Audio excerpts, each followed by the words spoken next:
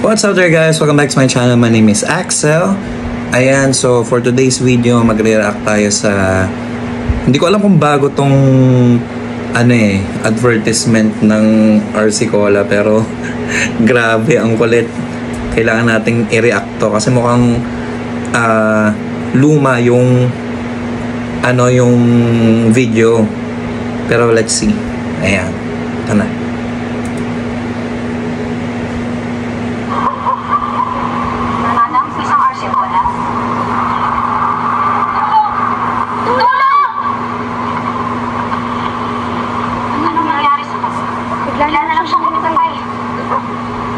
Para siyang lumang movie.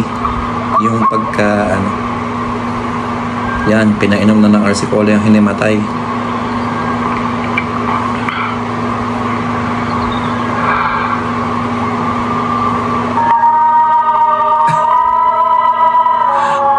Nabuhay. Hindi man nabuhay. Hindi pala patay yun. Hinimatay lang.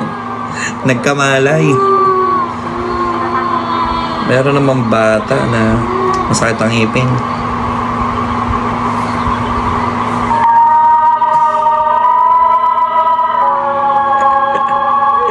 Ang kulit. Siyempre, di ba pag malamig, kasi mo sa ngipin? Ang bunso niya. Ang dami nagpapagamot.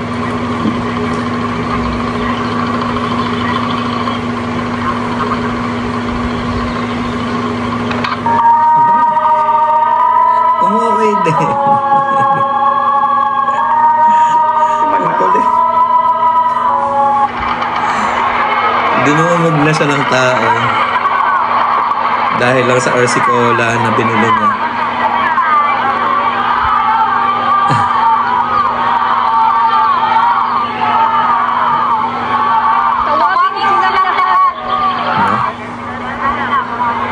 Parang faith healer na.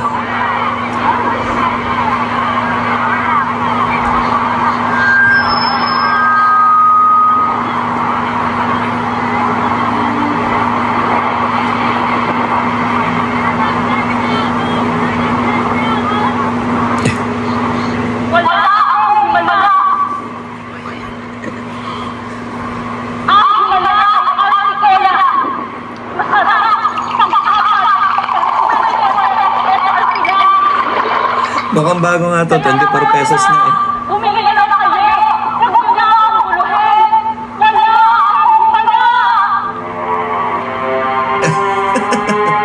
Parang movie.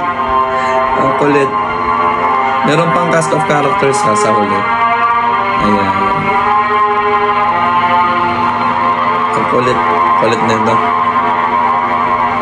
USA yung may pahabol.